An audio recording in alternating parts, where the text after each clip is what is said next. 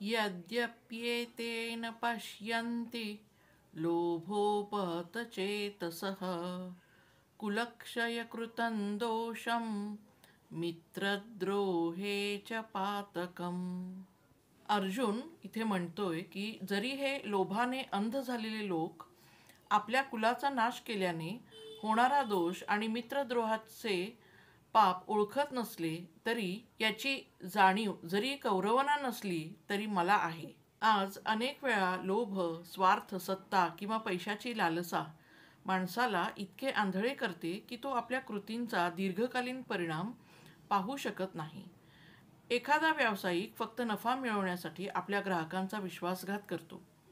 कुटुंबातील काही लोक पैशाच्या वाटणीसाठी नात्यांचे बंध तोडतात.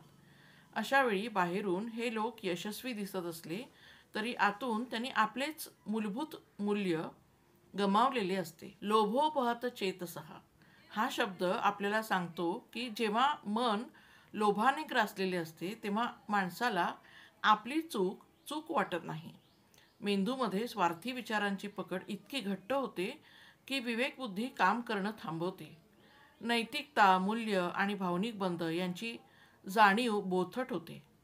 माणूस स्वतःला योग्य ठरवण्यासाठी स्वतःलाच खोट्या गोष्टी पटवून देतो. यातून बोध काय बरं घ्यायचा? लहान स्वार्थही मोठ्या नात्यांचं नुकसान करू शकतो. फक्त आजचा फायदा नाही तर उद्याचा परिणाम म्हणजे दीर्घकालीन विचार आपण केला पाहिजे. मित्रद्रोह किंवा विश्वासघात तात्पुरता लाभ देईल पण दीर्घकाळ दुखावेल. भावना किंवा लोभ आपले नैतिक निर्णय ढाकू देऊ नका. जरी कुणाला परिणाम समजत नसेल तरी आपण ती चूक करू नये. श्रीकृष्णार्पणमस्तु.